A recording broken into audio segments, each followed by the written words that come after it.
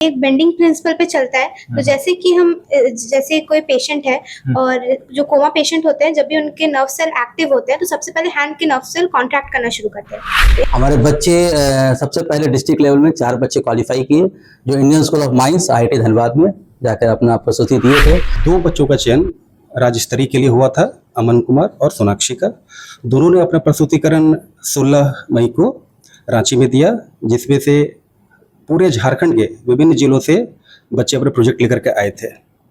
उसमें से बोकारो जिला से सोनाक्षी का जो ये प्रोजेक्ट है, आप अभी देखेंगे, उसका चयन नेशनल लेवल के लिए हुआ है सर। ये एडवांस ग्रुप डिटेक्टर है, ये एक तरह का अलार्मिंग ग्लव्स है। इसमें इस्तेमाल होने वाले पार्ट्स के बारे में जानकारी दीजिए, क्या है? और ये प्रोजेक्ट डिसेबल लोगों के लिए भी है, जैसे जो विकलांग लोग होते हैं उनके पास भी 24/7 कोई प्रेजेंट नहीं होता, तो इन दैट केस वो इस अलार्मिंग ग्लव से अपने नियर वंस को बुला सकते हैं।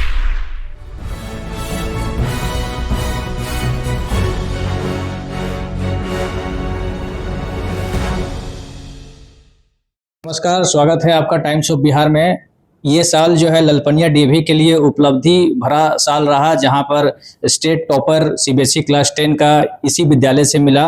वहीं आज एक विशेष उपलब्धि यहां के छात्रा के द्वारा पाई गई है, जिसमें एक साइंस और इनोवेशंस प्रोग्राम में इसकी उपलब्धि की सराहना और इसके इनोवेटिव कार्यक्रम के द्वारा जो प्रोजेक्ट बनाया गया है उसकी सराहना पूरे भारत क्षेत्र में हो रहा है। इसके विषय में अभी हम लोग जुड़े हुए हैं इस स्कूल के प्राचार्य महोदय से, और छात्रा हमारे साथ जुड़ी हुई है, और इस छात्रा के जो मेंटर सर हैं विद्यालय के, वो भी हमारे साथ जुड़े हुए हैं। सीधे हम लोग इनसे जुड़ते हैं और बात करने का प्रयास करते हैं और जानना चाहेंगे कि किस तरह का प्रोग्राम था, क्या उपलब्धि रहा है। सर, बहुत स्वागत है हमारे चैनल में आपका। धन्यवाद सर।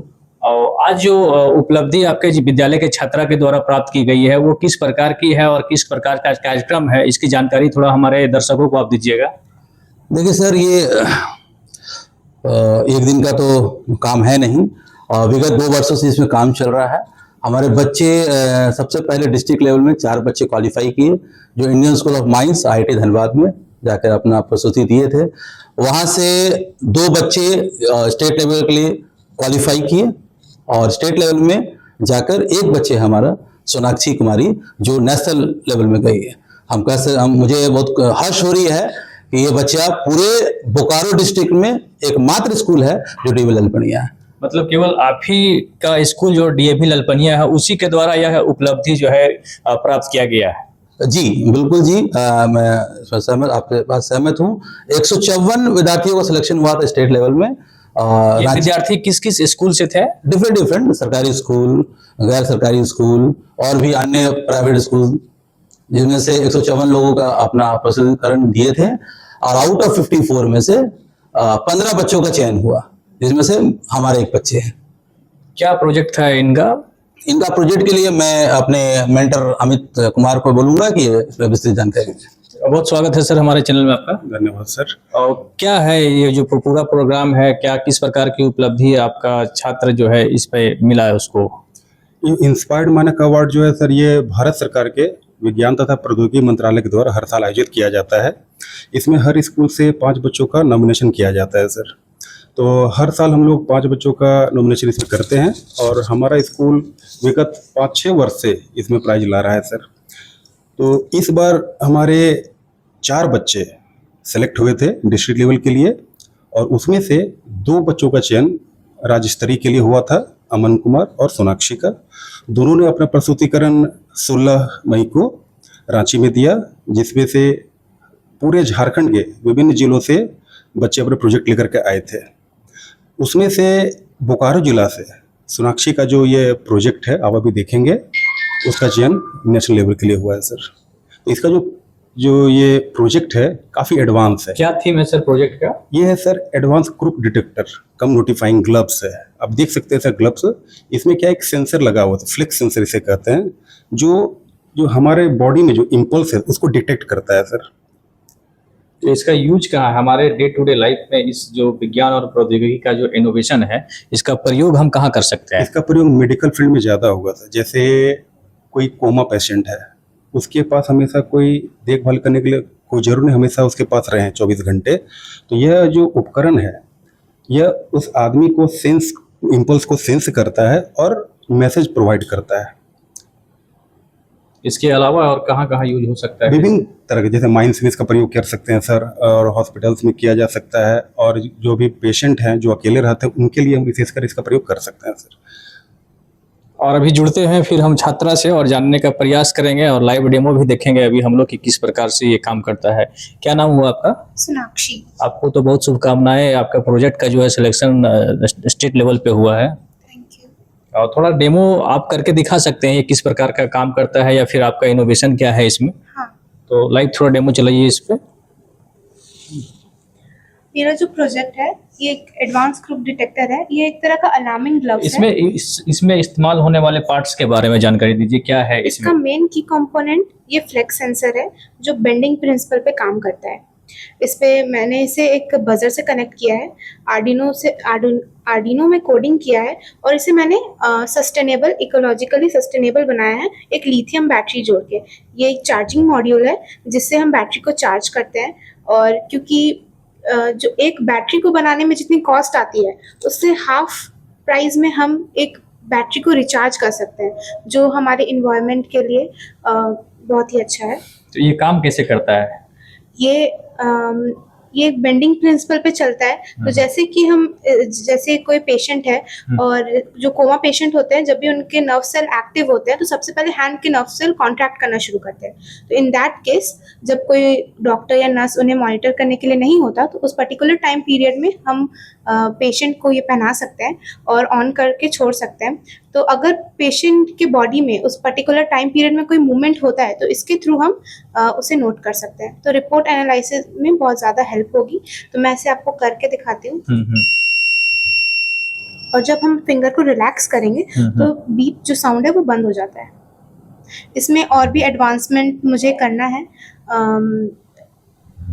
जैसे कि जो रिपोर्ट एनालाइसिंग में फ़ोन में ही आपका डाटा चला जाएगा। जब ये फ्लेक्स सेंसर बेंड होगा तो फ़ोन में ही मैसेज चला जाएगा। और ये प्रोजेक्ट डिसेबल लोगों के लिए भी है, जैसे जो विकलांग लोग होते हैं उनके पास भी 24/7 कोई प्रेजेंट नहीं होता, तो इन दैट केस वो इस अलार्मिंग ग्लव से अपने नियर वंस को बुला सकते हैं कि उन्हें उनकी ज़रूरत है। ये टोटल प्रोजेक्ट आपको करने में कॉस्ट कितना आया? यहाँ कितना फाइनेंशियल इनपुट यदि इसमें जाना जाए तो कितना होगा? क्योंकि हम लोग जानते हैं किसी भी साइंस एंड इनोवेशन में कॉस्ट का बहुत ज़्यादा इंपॉर्टेंस होता है। इस पूरे एक यूनिट को बनाने में मुझे 2000 रुपीज़ का खर्च आया, और इससे फाइनेंस गवर्नमेंट ने किया है, जिसमें मुझे 10,000 रुपीज़ इस प्रोजेक्ट पे काम करने के लिए मिला था।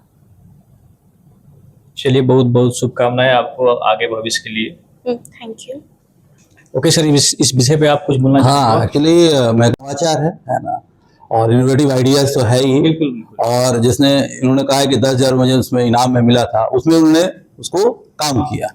डेफिनेटली है कि आने वाले दिनों में सोनाक्षी का प्रोजेक्ट राष्ट्रीय स्तर में भी सिलेक्शन हो, और मैं ही दुआ देता हूँ, ठीक है, और मनोकामना करता हूँ कि डेफिनेटली ये come out with the flying colours. बहुत सारे मेडल्स और इनको वो पार्टिसिपेशन सर्टिफिकेट भी प्रोवाइड किया गया है। किन किन संस्थाओं और अथॉरिटी के द्वारा इनको ये सम्मान दिया गया है? नहीं, इससे पहले भी बहुत सारे अवार्ड इन्होंने ले रखा है। जैसे कि हमारे यहाँ ATL लैब है, नीति आयोग के द्वारा आज से 2 साल पहले हमारे यहाँ इसका इस्टेब्लिशमेंट हुआ है।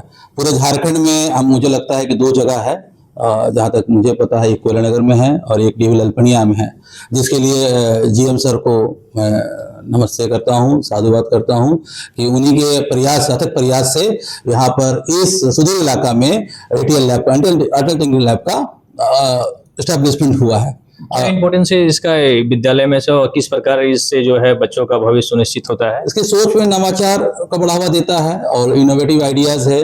क्लास 3 से 12th के बच्चे अपने अपने थॉट प्रोसेस को लाते हैं, इनोवेटिव आइडिया को पुटअप करते हैं। बहुत सारी चीज़ वहाँ पर है, सरकार ने दी है, और बच्चे अपना डेली का अपना जो भी इनोवेशन रहता है हमारे साइंस टीचर के साथ मिलकर आगे बढ़ाते हैं। क्या विशेष आप साइंस और टेक्नोलॉजी में अपने विद्यालय में कर रहे हैं सर? अभी हाल ही में आपने बहुत बड़े जो है स्तर पर कार्य किया, जिसमें आपको क्लास 10 की जो है सबसे बड़ी उपलब्धि आप ही के विद्यालय से प्राप्त हुआ, जहां पर जो बच्चे पूरे झारखंड में टॉप किए हुए हैं। और दूसरी उपलब्धि है यहाँ पर और है, क्या विशेष प्रकार का गाइडलाइंस रहता है? हमारे यहाँ लोकल क्षेत्र में बहुत सारे ऐसे विद्यालय हैं, लेकिन ये उपलब्धि जो है केवल आप ही के विद्यालय के द्वारा लगातार किया जा रहा है। इससे क्या आप बताना चाहेंगे हमारे दर्शकों को?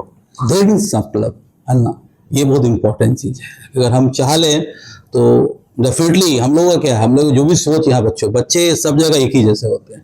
डिपेंड करता है कि आप बच्चों को उनके जो भी सपने हैं ना उसको उड़ान भरने में हम लोग प्रतिबद्ध हैं, नंबर 1।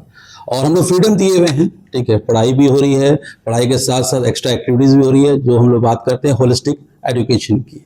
और साथ साथ ये पंख लगाने में ATL लैब का है ना, जो नीति आयोग द्वारा हमें मिला है, शायद यही विशेष योगदान रहा कि इस लैब के माध्यम से आप जो बच्चों को जो अंदर स्किल है उसको और अच्छी तरह से निखार रहे हैं। हाँ ये बहुत बड़ी बात है, ये बहुत बड़ी बात है। आपने बताया भी कि केवल इस तरह का जो एस्टेब्लिशमेंट है वो केवल 2 ही DAV में है, एक बोला कोयला नगर में है और एक यहाँ ललपनिया। जहाँ तक मुझे पता है, और हो सकता है कि 2-4 स्कूल और स्कूल में हो सकती है, इसमें हम अभी पूरी तरह से नहीं बोल सकते, लेकिन जहाँ मैं कोयला नगर में देखा हूँ, और टाइम टू टाइम DAV कोयला नगर से हम लोग कुछ ना कुछ टिप्स लेते हैं, क्योंकि पहले वहाँ लगा था, और हम लोग साथ मिलके काम कर रहे हैं। और आगे भी आने वाले समय में भी हम लोग और अच्छा काम करेंगे। और हमारे यहाँ साइंस के टीचर हैं, है ना, और ये +2 स्कूल है, तो सोच पर है। सोच आप जैसे रखेंगे, पॉजिटिव सोच रखेंगे, तो हर चीज़ आपको पॉजिटिव रहेगा। अगर आप पॉजिटिव हैं, बच्चों का काम है अपना काम करते रहना है, मेहनत करना है। और हम लोग पूरा पहले भी मैं बताया हूँ कि टीम वर्क है, ठीक है, प्रिंसिपल है, टीचर्स हैं, है ना, ऑफिस स्टाफ है, लैब असिस्टेंट है, सब मिलके हम लोग एक ही बस एम है कि बस सफलता को छूना है, और वो हार्ड वर्क के द्वारा आएगा। चलिए, हमारे चैनल में जुड़ने के लिए आपको बहुत बहुत धन्यवाद सर। Thank you sir. आपको भी मेंटरशिप के लिए सर धन्यवाद सर। Okay, thank you. आप देख रहे थे टाइम्स ऑफ बिहार, और खबरों के लिए हमारे साथ आप बने रहिए। बहुत बहुत धन्यवाद।